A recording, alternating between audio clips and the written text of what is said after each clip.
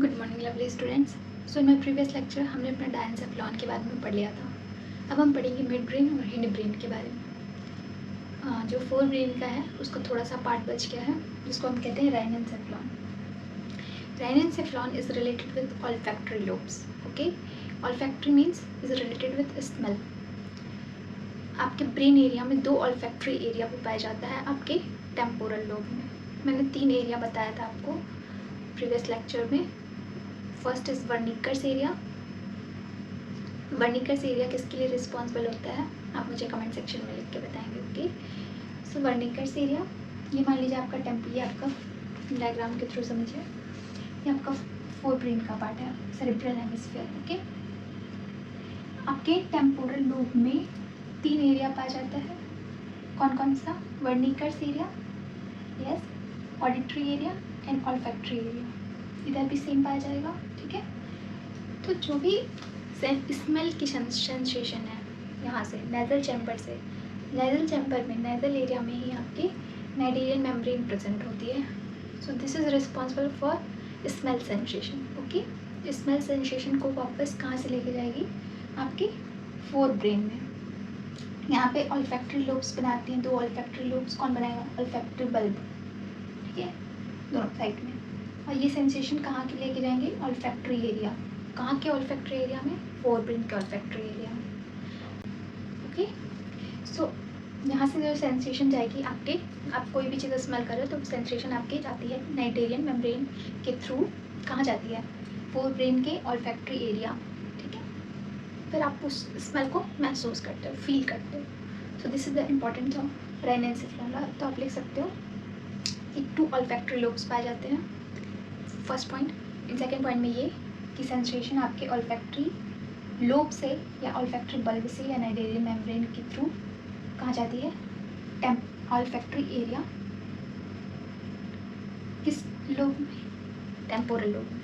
ठीक है, temporal lobe के ऑल्फैक्टरी एरिया में जाके वो सेंसेशन फिक्स हो जाती है, तब आपको स्मेल की फीलिंग आती है। ओके, सो ये आपको राइट डाउन कर लीजिए, मैंने वर्डिंग बोल दिया है, फिर से सुन सकते हैं। ठीक, अब देखिए मिड ब्रेन को सेफेलॉन के फॉर्म में और क्या बोला जाता है? Write down in comment section. देखिए मिड ब्रेन जो होती है आपकी, देखिए अब फोर ब्रेन का पार्ट खत्म हो चुका है। मिड ब्रेन के पोर्शन में आपकी 2 पुली होती है। ठीक है, मतलब आप यहाँ का सेक्शन अगर आप ले रहे हो मिड ब्रेन का, तो ऐसा कुछ स्ट्रक्चर आपको दिखेगा। अब मिड ब्रेन में वेंट्रिकल्स मैंने बताया था कि अब्सेंट होते हैं। यहाँ पे कोई पैरासेल, डायासेल, मेटासेल ये सब नहीं होगा। मतलब वेंट्रिकल्स अब्सेंट होंगे। सो this is very very important कि वेंट्रिकल्स कहाँ अब्सेंट होते हैं। ठीक है, तो मिड ब्रेन में 2 पॉइंट बहुत इंपॉर्टेंट है कि ऐसे जो 2 स्ट्रक्चर दिख रहे हैं, मैंने आपको बताया था कि 4 ऑल्फैक्टरी लोब्स पाए जाते हैं मिड ब्रेन में। कितने? 4 ऑप्टिक लोब्स। उसको भी नोट डाउन कर लीजिए, जिसके मैंने बोला था कि उसको क्या कहते हैं? Corpora quadrigemina. Corpora quadrigemina. बस मैमल्स में ही ये स्ट्रक्चर पाया जाता है। The 4 olfactory lobes only found in mammals. Okay, तो ये this is very very important, जिसको हम कहते हैं कॉर्पोरा क्वाड्रिजेमिना। ये चीज़ मैंने आपको पहले भी बताई है, डोंट जाके प्रीवियस लेक्चर में आप देख सकते हो कहाँ कहाँ कॉर्पोरा बाइजेमिना पाया जाता है, ये भी मैंने बताया। ठीक है, तो देखिए ये है पेयर के form, 1 2 3 4। This is your 4 olfactory lobes, जिसमें से ऊपर वाले को हम कहते हैं superior colliculi. Okay, the superior olfactory lobe. Okay, superior colliculi. And नीचे वाले को हम कहेंगे इन्फीरियर कॉलिकुली। ठीक है, ये मैंने आपको समझाने के लिए डायग्राम बनाया है। ठीक है, यहाँ से मिड ब्रेन का सेक्शन मैं काटूंगी तो कुछ ऐसा दिखेगा। तो मिड ब्रेन में आपके 4 ऑप्टिक लोब्स प्रेजेंट होते हैं। अब इनको रोल क्या होता है? What is the role of this colliculi and inferior colliculi? जब आप कहीं फिक्स जगह पे बैठे हुए हो, ठीक है, ऐसे समझो कहीं फिक्स जगह पे बैठे हो और कोई सामने से कोई आपके जा रहा है, तो आप अपनी क्या करें, देखने के लिए उस इंसान पर्टिकुलर पर्सन को थोड़े से अपनी विज़न घुमाओगे, रोटेट करोगे। ठीक है, so movement of head due to vision, मतलब आप उनको देखने के लिए अपना हेड का रोटेशन करते हो। तो ये जो एक्टिविटी है वो ये करती है आपकी सुपीरियर कॉलिकुली, और ये कहाँ प्रेजेंट है? मिड ब्रेन में। ठीक है, और inferior colliculi movement of head due to sound. कोई साउंड सुनते हो तो फिर उधर दौड़ के तो नहीं जाते, मतलब उधर देखते हो, ठीक है। तो वो जो हेड का मूवमेंट होगा, ओनली हेड का जो मूवमेंट होगा वो किसकी वजह से होगा, inferior colliculi. Okay, I hope you understand what I am saying. So this is very very important, ठीक है। इसको नोट डाउन कर लीजिए, ऐसे डायग्राम बना लीजिए। देखिए, तो मिड ब्रेन में ज़्यादा नहीं था, मिड ब्रेन में मैंने बस आपको ये बताया था कि 4 ऑप्टिक लोब्स पाए जाते हैं। और एक और चीज़ बताई थी, अगर आपको याद हो, सेरिब्रल पेडंकल्स पाए जाते हैं, जो कि एक नर्व ट्रैक्ट है या नर्व फाइबर का स्ट्रक्चर है, ठीक है। सो ये मैंने पढ़ाया हुआ वैसे भी प्रीवियस लेक्चर्स में, ठीक है। इसको नोट डाउन कर लीजिए। अब हम चलते हैं हिंड ब्रेन के बारे में करते हैं। हिंड ब्रेन, हिंड ब्रेन में 3 पोर्शन आता है, कौन कौन सा, yes, it is pons, cerebellum and medulla oblongata. So most important part is cerebellum, okay, in your hind brain, most important and second largest part of brain भी कह सकते हैं उसको, cerebellum, ठीक है। इसीलिए इसको 50% ऑफ टोटल न्यूरॉन्स बनाता है ये, 50% ऑफ टोटल न्यूरॉन्स। जितनी मस्कुलर एक्टिविटी हैं उनको कंट्रोल करने का काम सेरिबेलम करता है। और सबसे main important, this is very very important, कि ये कोऑर्डिनेटिंग मूवमेंट और बैलेंस के लिए भी रिस्पॉन्सिबल है। आपकी बॉडी बैलेंस कर सके किसी भी सिचुएशन में, तो उसके लिए सेरिबेलम रिस्पॉन्सिबल है। पॉस्चर आपका बैलेंस रहे, इसके लिए कौन रिस्पॉन्सिबल है, सेरिबेलम, जो कि किसका पार्ट है, हिंड ब्रेन का। सो this line is very very important for all your competitive exams, कि पॉस्चर बैलेंस के लिए या बैलेंसिंग के लिए या कोऑर्डिनेटिंग मूवमेंट के लिए कौन रिस्पॉन्सिबल होता है, तो cerebellum, okay. This is the diagram of your cerebellum, pons, medulla oblongata, मतलब हिंड ब्रेन का पोर्शन, ओके। अब देखिए, इसमें सबसे इम्पॉर्टेंट चीज़ है, इसको हम कहते हैं लिटिल ब्रेन। सेरिबेलम को हम क्या कहते हैं, लिटिल ब्रेन के नाम से भी जानते हैं। तो आपके बॉडी की बैलेंसिंग में काम कर रहा है, तो ब्रेन का मोस्ट इम्पॉर्टेंट पार्ट शो हो रहा है यहाँ से, ठीक है। दैट्स वाई इसको लिटिल ब्रेन भी कहते हैं, क्योंकि आपसे मस्कुलर एक्टिविटीज़ कंट्रोल हो रही हैं, आपका बैलेंसिंग ऑर्गन की तरह बिहेव कर रहा है। अब देखिए, नेक्स्ट है आपका harbour Vitai. What is harbour विटाई, अब देखिए ध्यान से, यहाँ पे ध्यान से समझिएगा। ये सेरिबेलम है आपका, ठीक है, दोनों तरफ सेरिबेलम होता है, उससे पॉन्स जुड़ा रहता है, ऐसे वेंट्रल साइड में पॉन्स प्रेजेंट होता है सेरिबेलम के, ठीक है। तो मैं समझाने के लिए बता रही हूँ, एक तरफ का देखिएगा ध्यान से, कि सेरिबेलम में सेरिबेलम कॉर्टेक्स एरिया होगा, एक कॉर्टेक्स एरिया होगा, और एक होगा आपका मेड्यूला रीजन, ठीक है, सेरिबेलम मेड्यूला रीजन। मैंने एक वर्डिंग आपको बताई थी, वाइट मैटर और ग्रे मैटर की। ग्रे मैटर किसको कहते हैं, वाइट मैटर किसको कहते हैं, कमेंट सेक्शन में आप मुझे लिख के बताइए, मैंने पढ़ाया अच्छे से, ठीक है। तो जो ग्रे मैटर है वो आउटर साइड प्रेजेंट होता है, ठीक है। तो जब ग्रे मैटर आपका आउटर साइड प्रेजेंट है, सेरिब्रम में भी यही था, और एक्सॉन का जो पोर्शन आता है वो आ जाता है वाइट मैटर में, ठीक है। सो वाइट मैटर जब ग्रे मैटर की तरफ बढ़ने लगता है, मतलब ऐसे ऐसे ऐसे ग्रे मैटर के तरफ जाने लगता है, तो इसी को हम कहते हैं अर्बर विटाई। एकदम मैंने इसलिए कि मैं आपको बताने की कोशिश की है कि सेरिब्रल जो वाइट मैटर है, सेरिब्रल मेड्यूला का, ठीक है, जो सेरिब्रल मेड्यूला है उसमें वाइट मैटर प्रेजेंट है, वो ग्रे मैटर की तरफ अपना ब्रांचेस बना के जाने लगता है, तो उसी को हम कहते हैं अर्बर विटाई या ट्री ऑफ लाइफ, ठीक है। तो ये होता क्यों है, अब मैं आगे इसको पढ़ूंगी, ठीक है। अब देखिए, नेक्स्ट आपका Purkinje cell. This is the largest nerve cell in your brain. Largest cell in your body is a neuron. Largest nerve cell in the brain, it's Purkinje.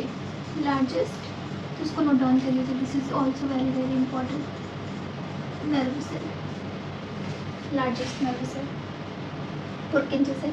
पुरकिंजे fibre कहाँ पाया जाता है, yes, it is present in heart, ठीक है। तो इस confuse मत होइएगा, जब मैं हार्ट पढ़ाऊँगी तो उसके बारे में बताऊँगी।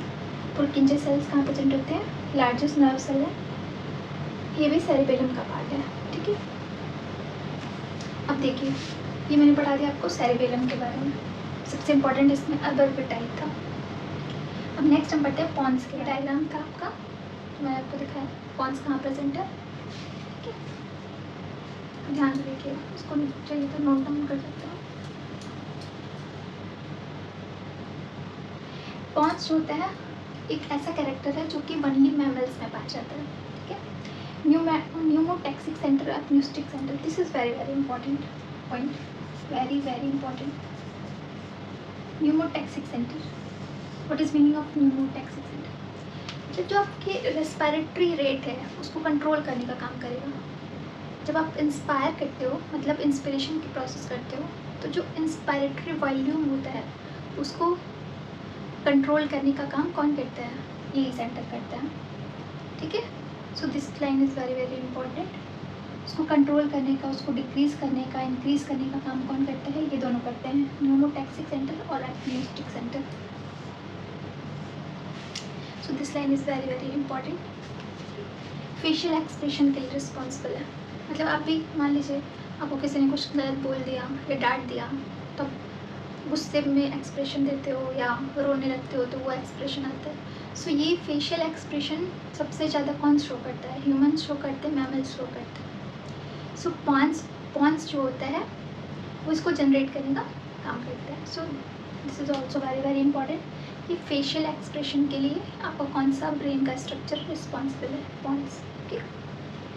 सो this is all about pons. और मैंने क्या बताया कि ये कहाँ प्रेजेंट है अगर कोई पूछता है पॉन्स, तो जो दोनों सेरिबेलम नॉट सेरिब्रम, सेरिबेलम, उसको कनेक्ट करने का काम आपका पॉन्स ही करता है, ठीक है। सो दिस इज, आप नोट डाउन कर लीजिएगा, वेंट्रली लोकेटेड होता है पॉन्स, और दोनों क्या कहते हैं? सेरिबेलम को कनेक्ट करने का काम करता है। अब तीसरा है आपका हिंड ब्रेन का मेडुला ऑब्लांगेटा। ऑब्लांगेटा ही आपका वापस से स्पाइनल कॉर्ड में कन्वर्टेड होता है। मान लीजिए ये आपका था,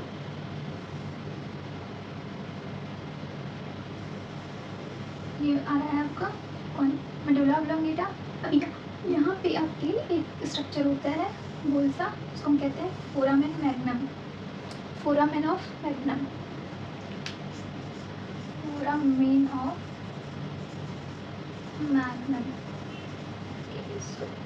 यहाँ से ओके गुजरता है जब ये आपका मेडुला ऑब्लांगेटा, उसके बाद वाले पोर्शन को हम कहते हैं spinal cord. So this is also very very important, ठीक है। What is medulla oblongata? करता क्या आपकी बॉडी में? जितने भी रिफ्लेक्स एक्शन है, आपका हाथ किसी चीज़ से जल जाता है तो वहीं तुरंत नहीं रख के रहते हो अपने हाथ, चाहे फिंगर, तुरंत हटाते हो वहाँ से, ठीक है। आपको किसी ने किसी मॉस्किटो ने काट दिया, ठीक है, सो आप तुरंत तो उसे मतलब उसे मारने की कोशिश करोगे, उसे भगाने की कोशिश करोगे। स्नीजिंग जो होती है, जो अचानक से खांसी आती है, कफिंग, ये सब क्या है? ये this is type of reflex actions. Vomiting also reflex actions. So उनको कंट्रोल करने का काम कौन करता है? आपका medulla oblongata. Main spinal cord भी आप कह सकते हो। जो भी रिफ्लेक्स एक्शंस कंट्रोल होते हैं स्पाइनल कॉर्ड और मेडुला ऑब्लांगेटा के through in your body control होते हैं, ठीक है। नोट डाउन कर लीजिए कि रिफ्लेक्स एक्शंस को कंट्रोल करने में काम करते हैं। अब हेयरिंग ब्यूरेक्स रिफ्लेक्स जो है ये मैं आपको बाद में पढ़ाऊँगी, अभी आप नोट डाउन कर लीजिए कि ये भी ये वर्क रिफ्लेक्स एक्शन शो करता है, ठीक है। इसको मैं डिटेल में बताऊँगी, don't worry for it. Cardiovascular centre, जितनी भी कार्डियोवास्कुलर एक्टिविटीज़ है वो मेडुला ऑब्लांगेटा के थ्रू कंट्रोल होती है। रिदमिक सेंटर कंट्रोल करता है आपकी ब्रीथिंग रेट को और उसकी जो भी मतलब मेनली आप समझ लीजिए कि ब्रीथिंग रेट को कम कंट्रोल करने का काम कौन करता है? आपका rhythmic centre. So note down कर लीजिए इसको। अब हम पढ़ेंगे लिम्बिक सिस्टम के बारे में, जो इमोशनल बिहेवियर शो होता है आपका। वैसे मैं वो यहाँ पे पढ़ा सकती हूँ, लेकिन लेक्चर बड़ा हो जाएगा, इसलिए मैं नेक्स्ट वीडियो में पढ़ाऊँगी इसको, ठीक है। मिलते हैं नेक्स्ट वीडियो में, थैंक यू। नोट डाउन कर लीजिए आप लोग।